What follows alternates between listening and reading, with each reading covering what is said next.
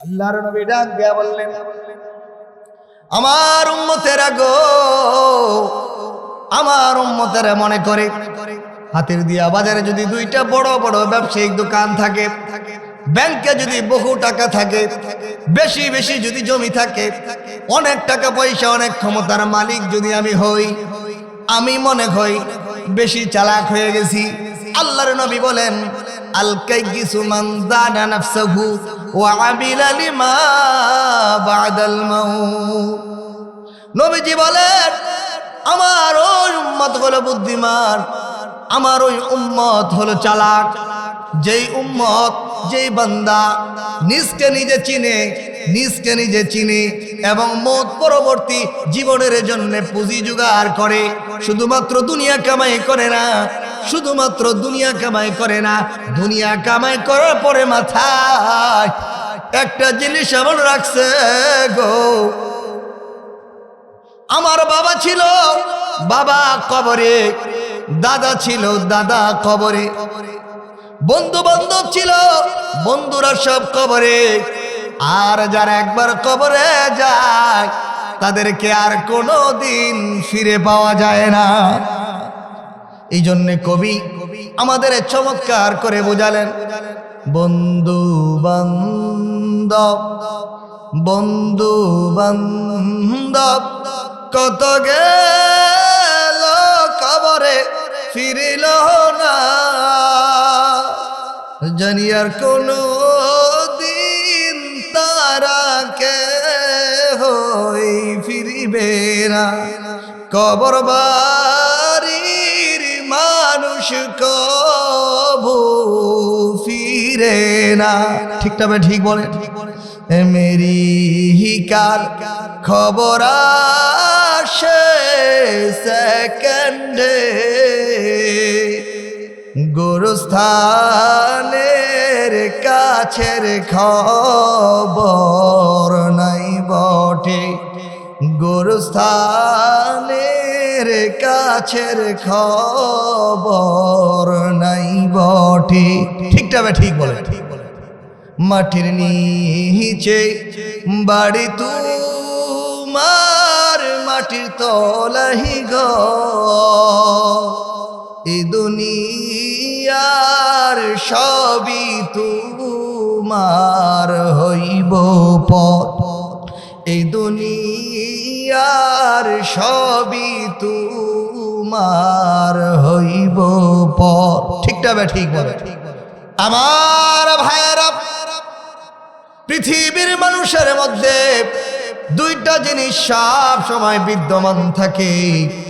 এক নাম্বার জিনিসের নাম হলো বুদ্ধিমান হতে চাওয়া, চালাক হতে চাওয়া, বড় হতে চাওয়া। দুই নাম্বার মানুষের মধ্যে চাহিদা থাকে, আমি যেন জগতের মধ্যে সবচাইতে বেশি সুখী থাকতে পারি। আমার ভাইয়েরা, আমার মায়েরা, আমার বোনেরা, কষ্ট করে যারা জালখালী মসজিদের আয়োজনে এই মাহফিলে যারা কষ্ট করে বসে আছেন, সময় নষ্ট করে যারা বয়ানগুলি শুনছেন, হায়াত ক্ষয় করে যারা এখানে বসে আছেন, আমি আপনাদের বলবো, অল্প সময় আমি আমার জবান থেকে শুধুমাত্র আল্লাহর খুশির জন্য, উম্মার কল্যাণের জন্য আমি আমার পক্ষ থেকে যে কথাগুলি বলার চেষ্টা করব, আল্লাহ তাআলা যেন এই কথাগুলি সর্বপ্রথম আমাকে মানার, তারপরে যেন আপনাদেরকে সহ মেনে যেন জান্নাতের কাতারে দাঁড়াতে পারি, সেই তৌফিক আল্লাহ সকলকে দান করুন, বলুন আমিন।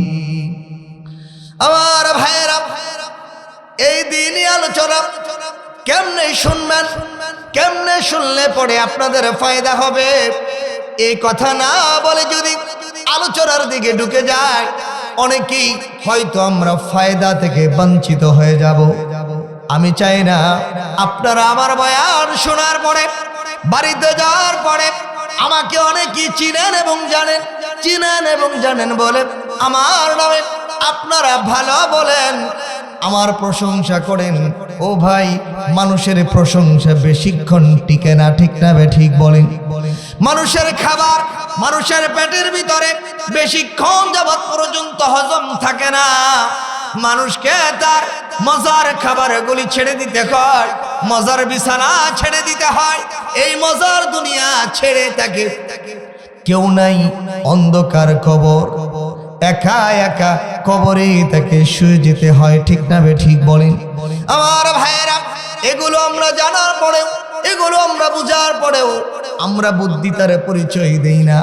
তাই আমরা যেভাবে বুদ্ধিমান হতে পারবো, এই পর্যায়ে যারা আমার সামনে বসে আছেন, এখন আপনারা বুদ্ধির পরিচয় দিবেন। কারা বুদ্ধির পরিচয় দিবেন? যারা এই মাহফিল থেকে আপনার জীবনে কিছু বরকত উঠাতে চান, কিছু লাভ আপনারা উঠাতে চান, তাদের জন্য আল্লাহ রাব্বুল আলামিন 9 নম্বর পারা 15 নম্বর পৃষ্ঠা সূরা আরাফ আয়াত নম্বর 204, আয়াত নম্বর কত?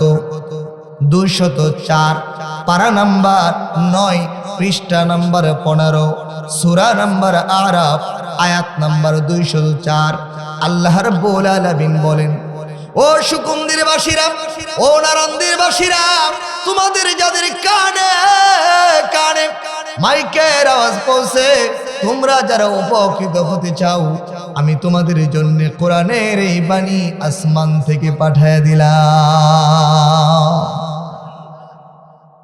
এই মাইক একটু টানতেছে না, একটু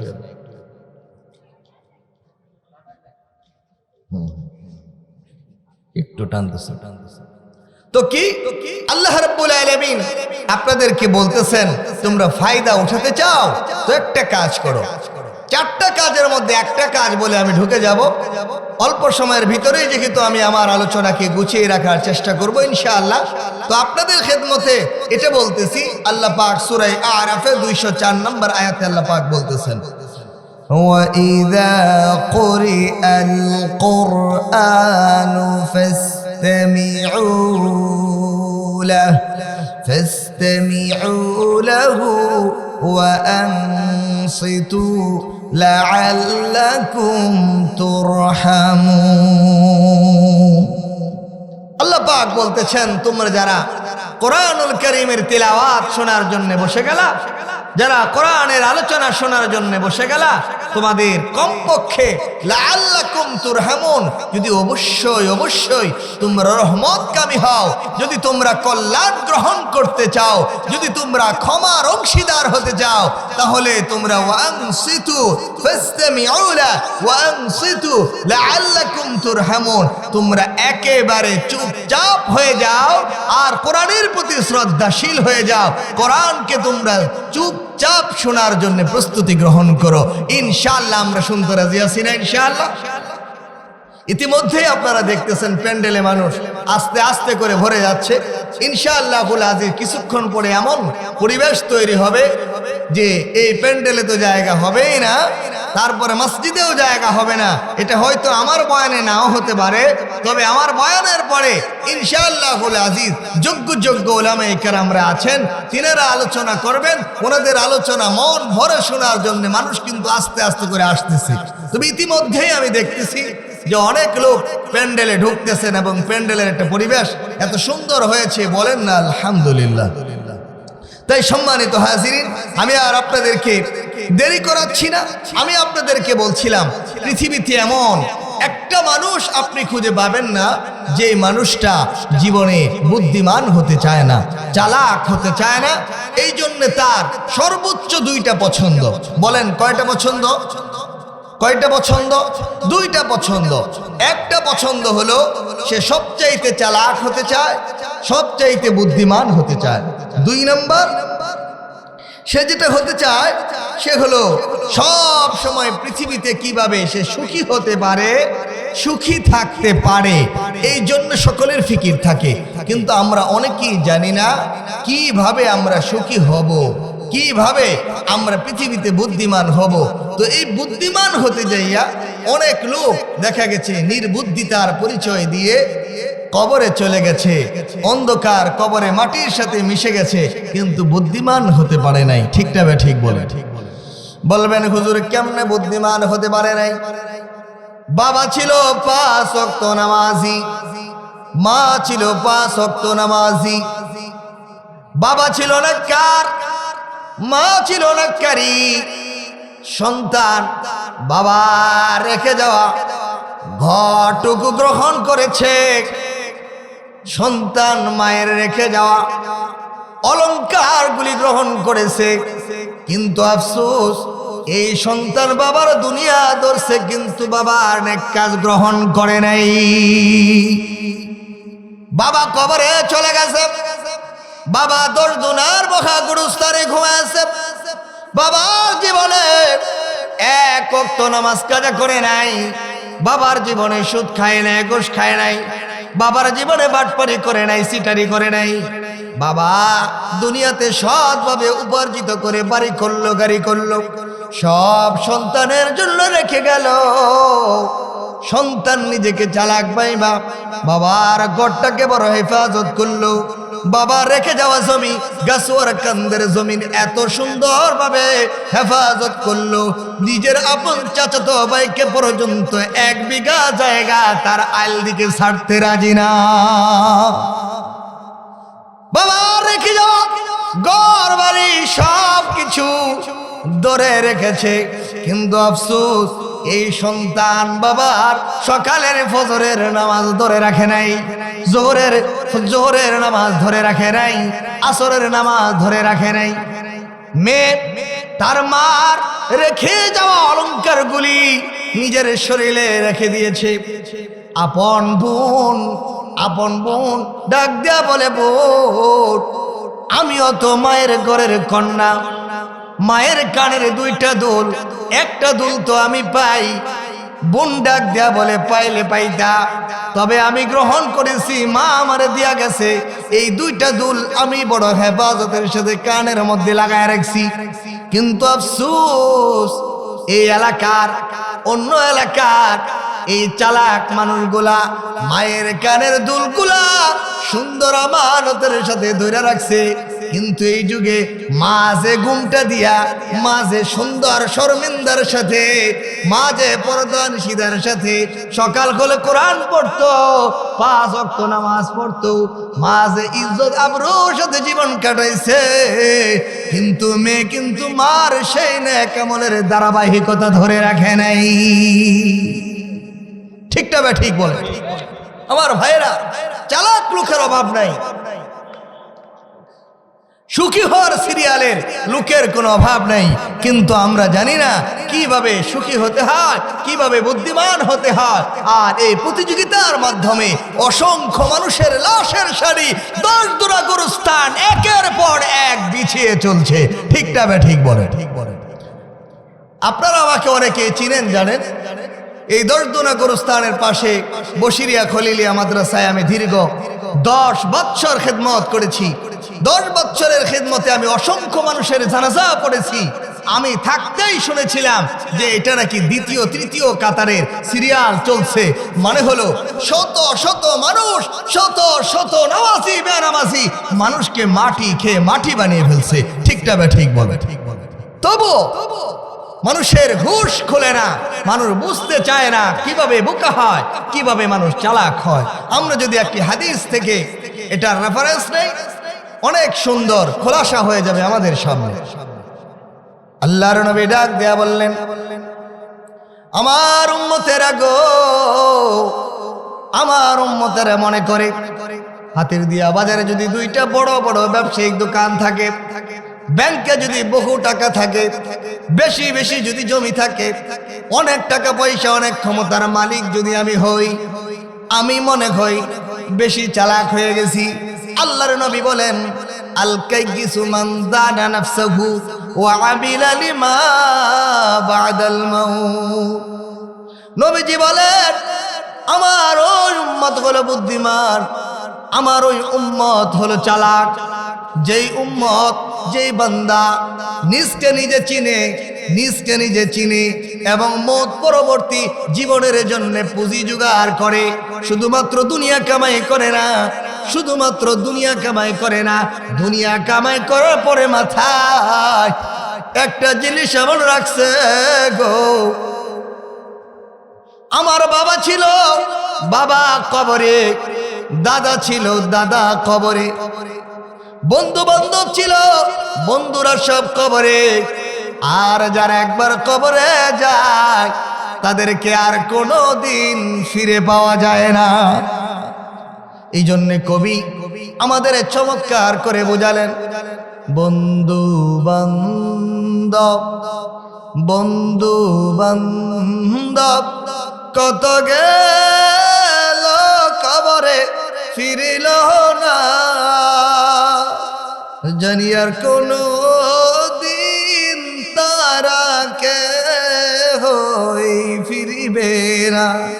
কবর বাড়ির মানুষ কবু ফিরে না।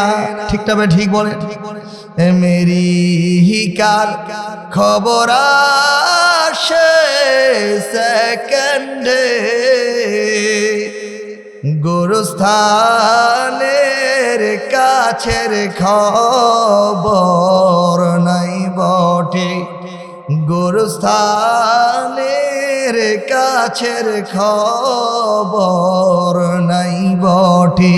ঠিকটা ঠিক বলে, মাটির নিচে বাড়ি তোমার, মাটির তলাহি ঘর, এই দুনিয়ার সবই তোমার হইব পথ, এই দুনিয়ার সবই তোমার হইব পথ। ঠিকটা ঠিক বলে আমার ভাইয়েরা। এই জন্য আমাদেরকে বুদ্ধিমানদের কাতারে আসতে হলে নবীজি বলেছেন, নিজকে নিজে চিনো, মৌত পরবর্তী জীবনের জন্য কিছু জোগাড় করো। বান্দা, নারান্দি বাজারে একটা ব্যবসা করো তো করো, আজান হলো তো মসজিদে ঢুকো। ও বান্দা, হাতির দিয়া বাজারে ব্যবসা করো তো করো, আল্লাহ ডাক পড়লে পরে একটু মসজিদে ঢুকো। ও আল্লাহর বান্দা, ব্যবসা করো তো করো, সৎভাবে ব্যবসা করো। বলে যে এই ব্যবসার মধ্যে হারাম ঢুকাইও না। বলে যে ও মা, ও বোন, বলে যে তুমি তোমার দুনিয়াদারি করো তো করো, তোমার নিজেকে পর পুরুষ থেকে বাঁচায় রাখো। বলে যে ও মা, তুমি তোমার জিন্দেগি দুনিয়াদারি করো তো করো, কমপক্ষে তুমি তোমার 5 ওয়াক্ত নামাজটা ধরো। ঠিকটা ঠিক বলে, কমপক্ষে ধরো, তাহলে চালাক হওয়া যায়। আমি বলতেছিলাম, মানুষ কেন চালাক হতে পারে না, কেন বুদ্ধিমান হতে পারে না? এক, মানুষ কখনো নিজকে নিজে চিনতে চায় না। যে নিজকে নিজে চিনে সে তো বোঝার দরকার, আমি যে একটা মানুষ, আমি কি বেঁচে থাকবো নাকি আমার মরে যাওয়ার জন্য ডাক আসবে? তাইলে আমি কতক্ষণ আছি এই পৃথিবীতে, যতক্ষণ আছি এই সময়টাকে আমার গুরুত্ব দেওয়া দরকার। ঠিকটা ঠিক বলে। দেখেন, আমি আপনাদের সামনে কোরআনুল কারীম থেকে যে আয়াতে কারিমা তেলাওয়াত করেছি, এই আয়াতে কারিমা আল্লাহ তাআলা বলেন, মান আমিলা সালিহাম মিন যাকারিন আও উনসা ওয়া হুয়া মুমিনুন ফালানুহয়িয়ান্নাহু হায়াতান তাইয়্যিবা। বলে যে আমার বান্দারা সুখী হতে চায়, চালাক হতে চায়, আমি আল্লাহ তোমাদের জন্য ফর্মুলা পাঠিয়ে দিলাম। মান আমিলা সালিহা, যেই বান্দা, মান আমিলা সালিহা মিন যাকার আও উনসা, যেই মহিলা, যেই পুরুষ নেক আমলের সাথে যুক্ত থাকবে, মিন যাকারিন আও উনসা ওয়া হুয়া মুমিন, সে মুমিন হয়ে যাবে। বলেন সুবহানাল্লাহ। যেই পুরুষ, যেই মহিলা নেক কাজের সাথে যুক্ত থাকবে, সে কি হয়ে যাবে? মুমিন হয়ে যাবে।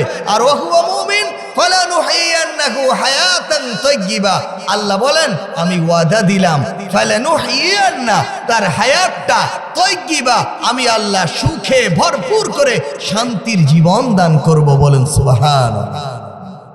আমার ভাইয়েরা, এই নেক কাজ করার জন্য, এই বুদ্ধিমান হওয়ার জন্য, এই দুনিয়ার সুখী জীবন যাপন করার জন্য 4টা স্টেপ আপনাকে অতিক্রম করা লাগবে। কয়টা স্টেপ? 4টা স্টেপ। এই 4টা স্টেপ অতিক্রম করার আগে মানুষ 2টা স্বপ্ন দেখে। 1 নম্বর স্বপ্ন, আপনার আমার ওয়াজটা মুখস্থ করবেন, সারা জীবন মনে থাকবেন, তাহলে আপনাদের জীবনে বারবার অন্তরে আপনাকে জিজ্ঞাসা করবে, আরে আমি কিসের স্বপ্ন দেখি? 1 নাম্বার, মানুষ বুদ্ধিমান হতে চায় আর চালাক হতে চায়। 2 নাম্বার, মানুষ পৃথিবীতে কি হতে চায়? সুখী হতে চায়।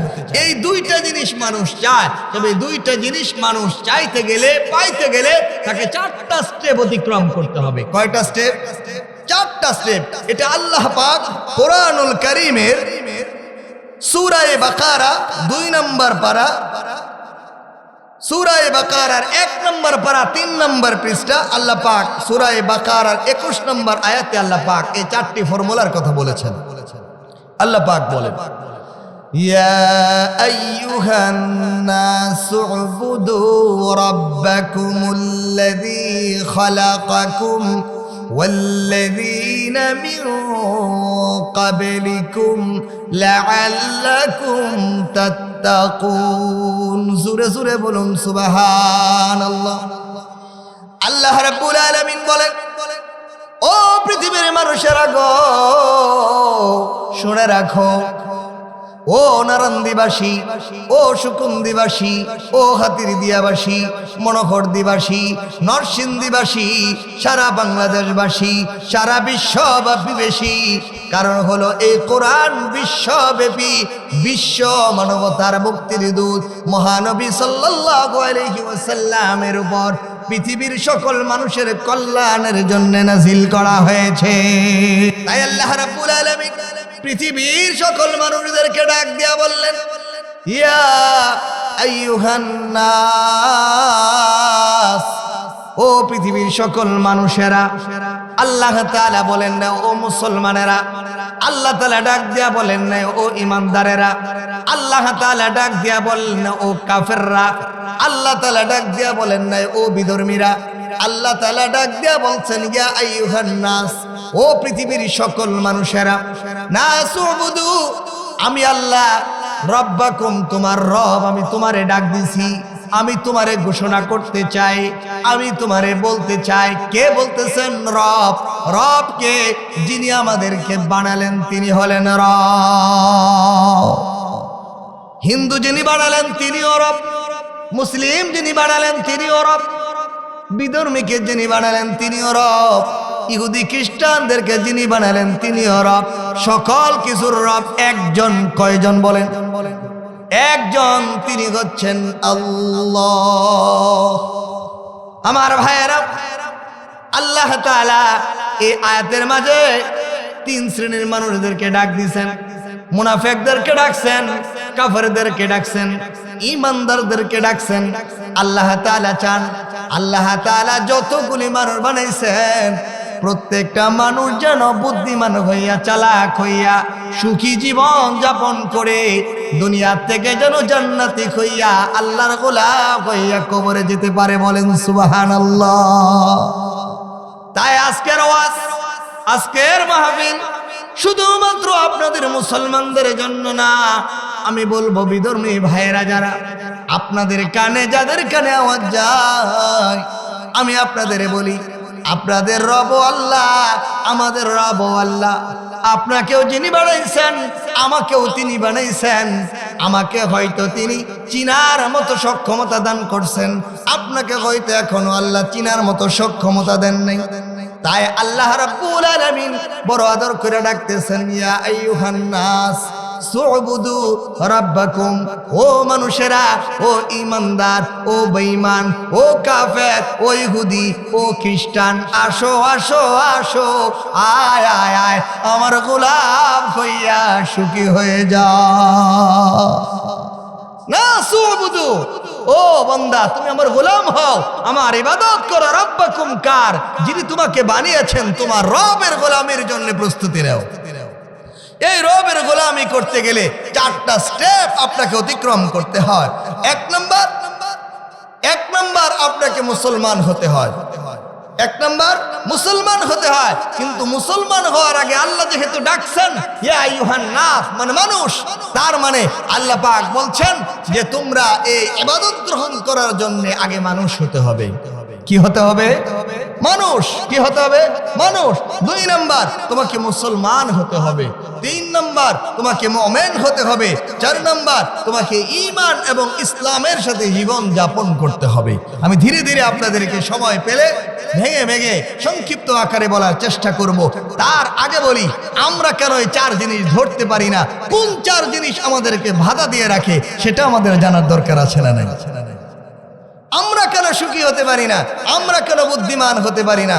বাপ তো আর খারাপ জায়গায় বিয়া করায় নাই, বাপ তো আর কম কিছু দেওয়া যায় নাই। কই 4 তলার বিল্ডিং এর উপরে সুন্দরী নারী, তারপরেও শোনা যায় স্বামী স্ত্রীর ঝগড়া, শান্তি নাই, বউ এক জায়গায় স্বামী আর এক জায়গায়, আসারা নাই, আসারা নাই। বলে যে সুখ ওখানে নয়, সুখ হচ্ছে অন্তরের ব্যাপার। সুখ কিসের ব্যাপার? অন্তরের ব্যাপার। অন্তর কি? কালবন, হৃদয়। এই হৃদয়, এটা কি? রূহের সাথে সম্পর্ক। কিসের সম্পর্ক? রূহের সাথে সম্পর্ক। বলে যে কাফেররা নবীজিকে জিজ্ঞাসা করে, নবীজি গো, আপনি কি বলতে পারবেন যে রূহ কি জিনিস? আল্লাহ কোরআনে জানিয়ে দিলেন, ইয়াসআলুনাকা আনির রূহ কুলির রূহ মিন আমরি রাব্বি। নবীজি গো, আপনাকে তারা ঠেকাইবার জন্য, আটকানোর জন্য আপনাকে জিজ্ঞাসা করে যে সে কিসের মাধ্যমে বেঁচে আছে। ওটা বোকা। ওটা কি? বোকা। বুঝতে চায় না, বুঝতে চায়, আপনাকে প্রশ্ন করে ইয়াসআলুনাকা আনির রূহ, রূহ কি জিনিস তারা বুঝতে চায়। আপনি বলে দেন, রূহ কোনো মানুষের বানানো কোনো ব্যাটারি নয়, কোনো জিনিস নয়, এটা কোনো বস্তু নয়। এটা যেটা জিনিস সেটা হলো কুলির রূহু মিন আমরি রাব্বি। কেবলমাত্র আল্লাহ তাআলার কুদরত, আল্লাহ তাআলার একটা নির্দেশ। আল্লাহর নির্দেশ যতদিন এখানে চলবে, ততদিন এটা চলতে থাকবে, ততদিন মানুষের অন্তরে সুখের অনুভব হবে, দুঃখের অনুভব হবে। এই দেখবেন লোকটা সুখে হাসতেছে, এই দেখবেন লোকটা দুঃখে কাঁদতেছে। ঠিকটা বা ঠিক বলে? ঠিক বলে। আমার ভাইরা, মাথা ঘুরাবেন না, নজর লড়াবেন না, খুব খেয়াল করে শুনবেন। আমি একটি কথাও আপনাদেরকে খুশি করার জন্য বলছি না, শুধু এ কারণে বলছি, আল্লাহ জানে আমাদেরকে কবুল করে, মঞ্জুর করে পরকালের জন্য সংশোধন হয়ে কবরে যেতে পারি। আমার ভাইয়েরা, আমি বলছিলাম আল্লাহর ইবাদত করার জন্য 4টা স্টেপ আপনাকে আমাকে অতিক্রম করা লাগবে। 1 নাম্বার মানুষ হতে হবে, 2 নাম্বার মুসলমান হতে হবে, 3 নাম্বার মুমিন হতে হবে, 4 নাম্বার ঈমান এবং ইসলামের সাথে জীবন যাপন করতে হবে। এখন বলবেন হুজুর তাইলে কিভাবে করব, কেন করতে পারি না? আপনাদেরকে 4টা স্টেপ অতিক্রম করতে দেয় না। 4টা জিনিস। কয়টা জিনিস?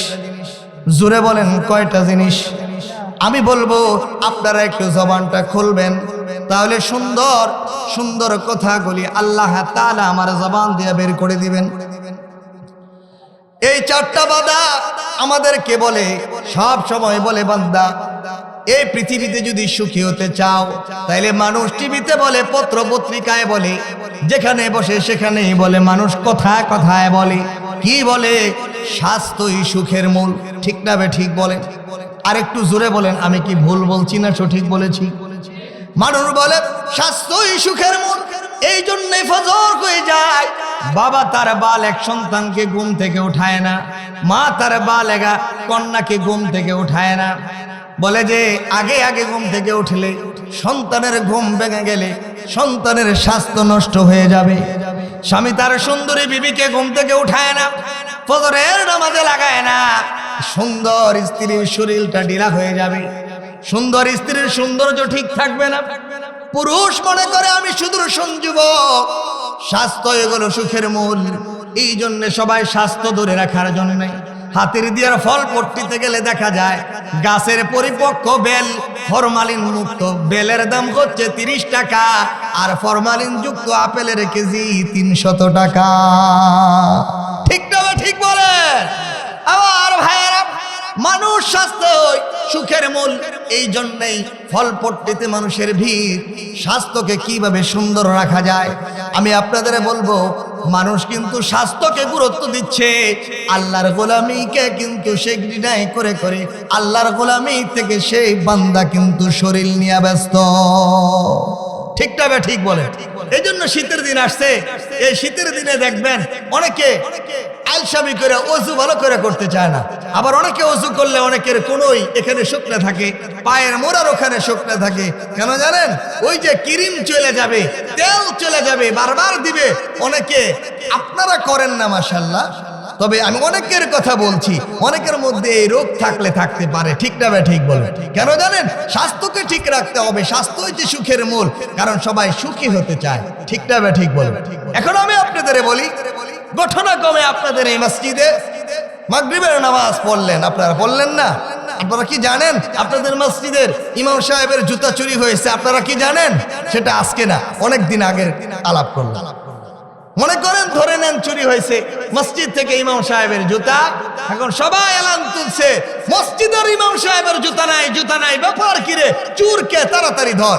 সবাই একটু বেশি অ্যাক্টিভ হইলো, কারণ ইমাম সাহেবের জুতা তো সবাই খুব গুরুত্ব দিছে। তো চুরে জুতা লইয়া বেশি আর যাইতেছে না, নারান্দির মুর পর্যন্ত গেছে। পরে তো এক মুসল্লি দেখে চিন্না লাইছে, এটা তো আমগর পিয়া বাংলাদেশের শ্রেষ্ঠ বক্তাটা, আমগর মসজিদের গর্বিত ইমাম হযরত মাওলানা ওমর ফারুক নরসিংদী সাহেবের জুতাটারে সুরটারে খাবলা মেরে ধরছে। এখন সুরটারে খাবলা মেরে ধইরে আনছে। পরে এই সুরের সাথে সুর আইছে দুইজন। কয়জন আইছে? দুইজন। একটা হেভি দেহে, কেউ নি দেহে, আরেকটা চুরি করে। ঠিক না ভাই? ঠিক কর। তো এই দুইটারে নারান্দির মুরেতে ধরছে, দইরা আইনা এই মসজিদের সামনে গিরিলের লগে বাঁধছে। বান্ধার পরে এই মুসল্লিরা এমন মায়ের শুরু করছে। মায়ের শুরু করার পরে এখন এক পর্যায়ে লগে যেটা আসিল, একটার স্বাস্থ্য খুব ভালো, একটার স্বাস্থ্য কি খুব ভালো, আরেকটার স্বাস্থ্য কেটকেটি, এটা হইলো মির্কি ব্যারামের মতো। তো হেডার যখন দুইটা দিছে, পরে হেডা পইরা খিসা শুরু করছে। আর যেটা স্বাস্থ্যবালা এটা খালি খাইতাছে। তো মানুষের লগের টানে কয়, কিরে মরাডারে আর মাইরা লাভ নাই, যেটা স্বাস্থ্যবালা এটারে ইচ্ছা মতন দে। আপনারা বলেন মরাডারে মারবো না যেটা স্বাস্থ্যবালা এটারে বেশি দিব? আপনারা বলেন আমাকে, যদি স্বাস্থ্যই সুখের মূল হয়, তাহলে এই স্বাস্থ্য কি তারে আপত্তি না আনলো নাকি তারে বাঁচাইয়া দিল? তাহলে স্বাস্থ্যই যদি সুখের মূল হইল, তাহলে এই স্বাস্থ্যই তো তারে বেশি মার খাওয়াইলো। ঠিক না? ঠিক কর।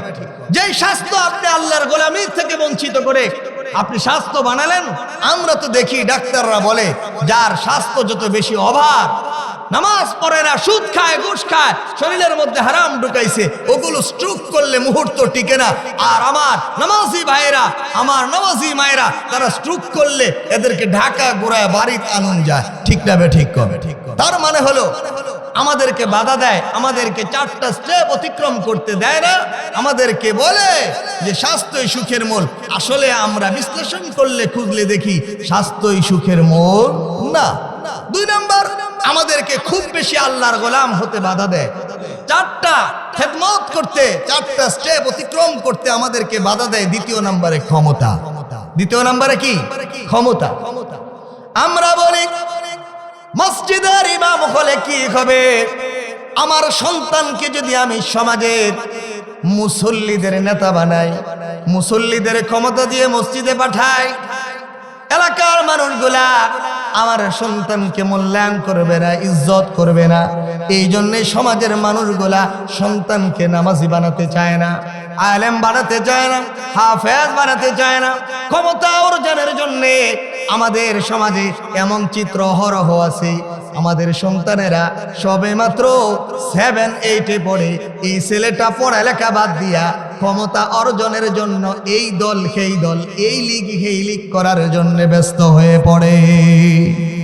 আমরা তো দেখেছি এগুলো করতে করতে করতে করতে রাস্তাঘাট গরম করে এক সময় দেখা যায়, কথায় আছে পুরান পাগলের বাত নাই, নতুন পাগলের আমদানি।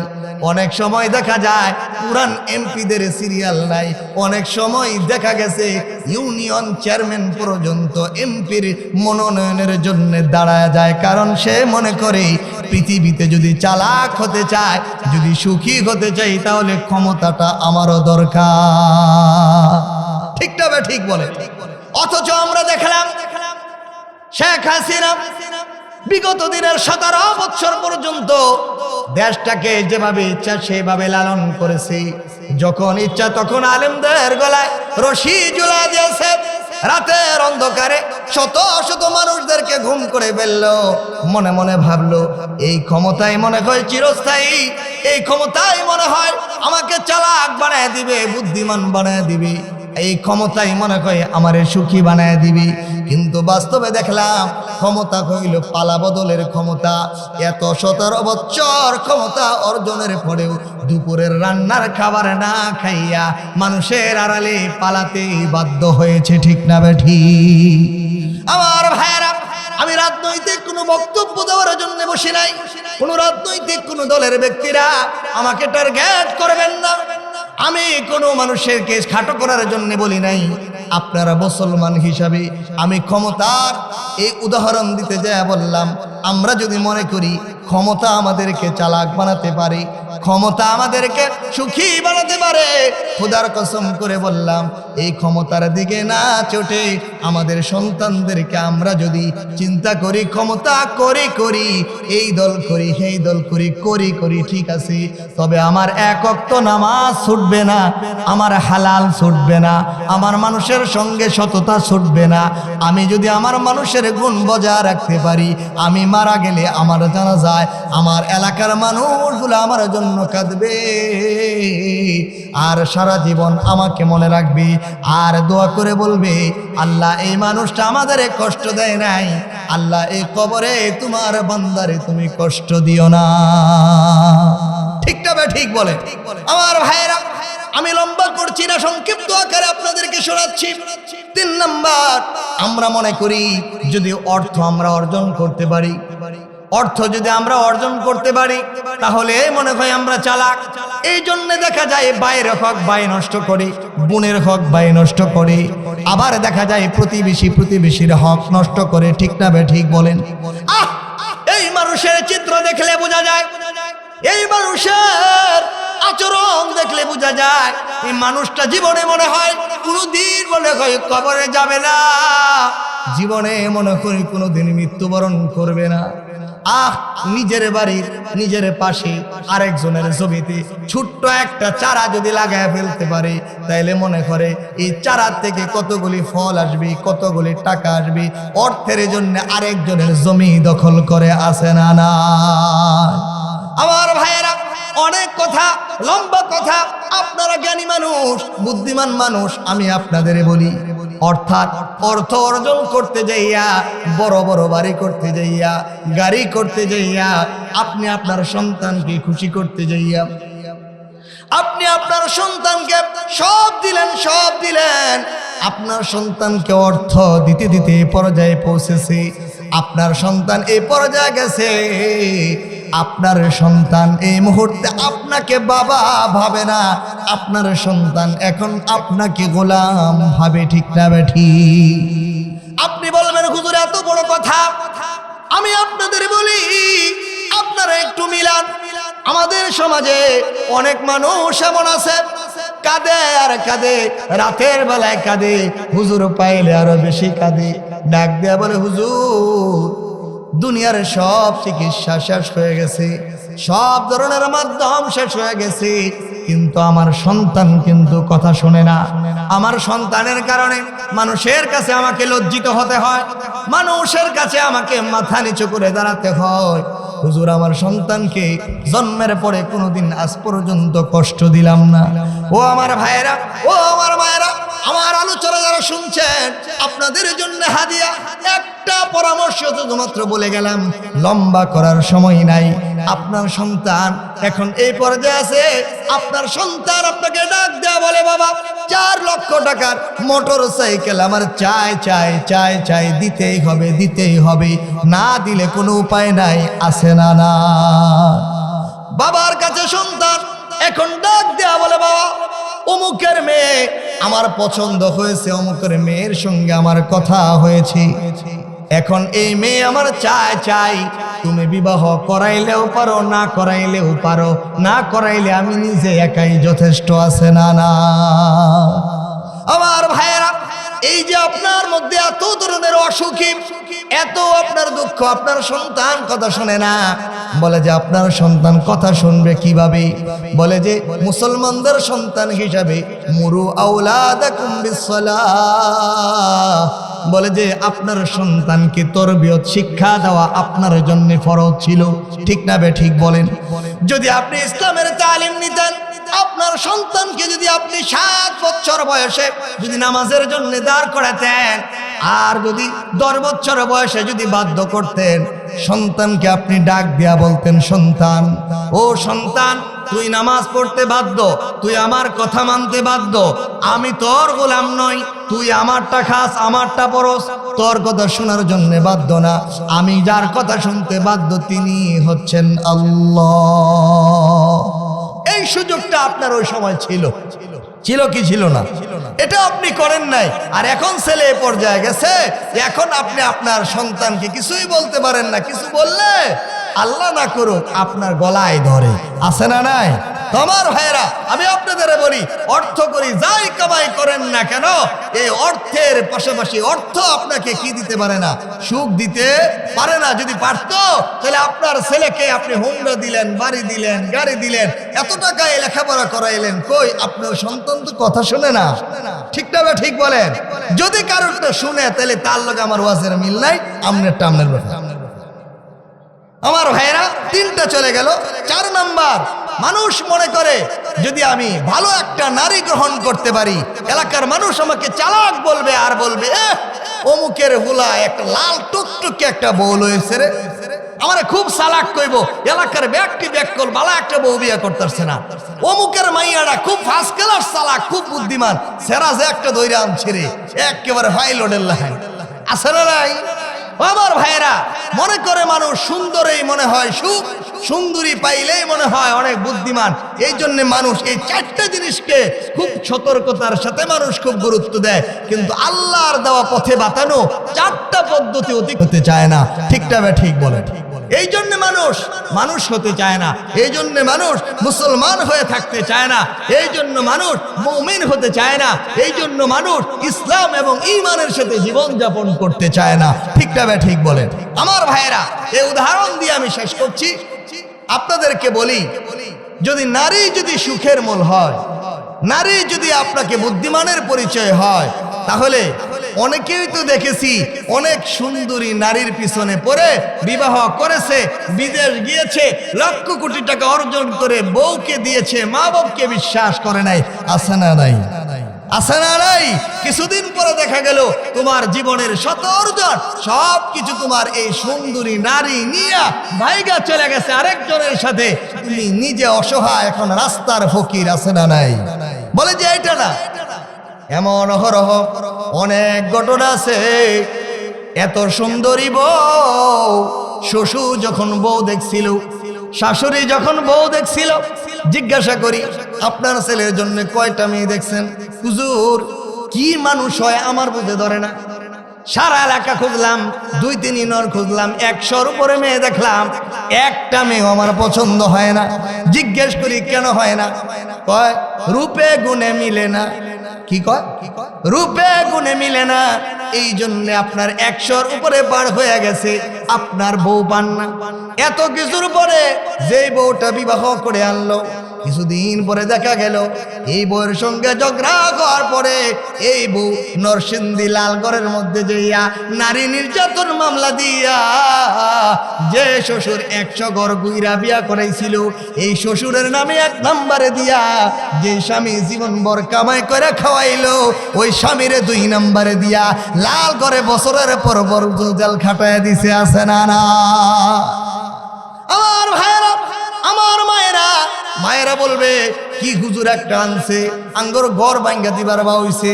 ও আবার মারা, আপনারা শোনেন, ওই যে আপনার মেয়ে কমলা পাইলট একটা দইরা আনছে, আমার চোখের দেখা, সেটা বলবো না, লম্বা কথা। পাইলট দইরা আনছে, এখন দইরা আনার পরে সবাই বলছে খুব ভালো, সুন্দর, চমৎকার জামাই আনছো। কিছুদিন পরে একটা সন্তান হইল, 2টা সন্তান হইল, হওয়ার পরে খবর হইল এই লম্পটের আগের আরো অনেক একাধিক স্ত্রী আছে।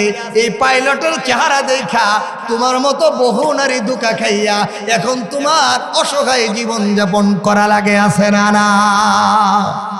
আমার ভাইয়েরা, সর্বশেষ আমি আপনাদের বলি, যদি স্বাস্থ্য সুখের মূল হয়ে থাকে তাহলে স্বাস্থ্য কেন আপদ ডেকে আনলো?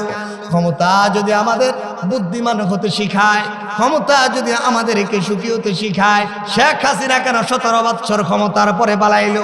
আমার ভাইয়েরা, অর্থ যদি আপনাকে সুখী করতে পারে, বুদ্ধিমান হতে পারে, এই জন্যে দেখা যায় অনেক অর্থওয়ালা মানুষ আছে, সারা এলাকার মানুষ মিল্লা চাইলেও মসজিদের ইমাম সাহেব যিনি সুদ খায় না, ঘুষ খায় না, মিথ্যা কথা বলে না, মানুষকে কখনো ঠকায় না, ঠিক না বে ঠিক বলে?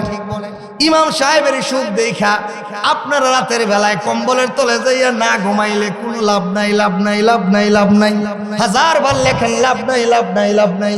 কারণ হচ্ছে ইমাম সাহেব ইসলাম এবং ইমানের সাথে থাকে, ঠিক না বে ঠিক? মানুষ অনেক সময় বলে ইমাম সাহেব তো ভাই বই চলে কেমনে রে?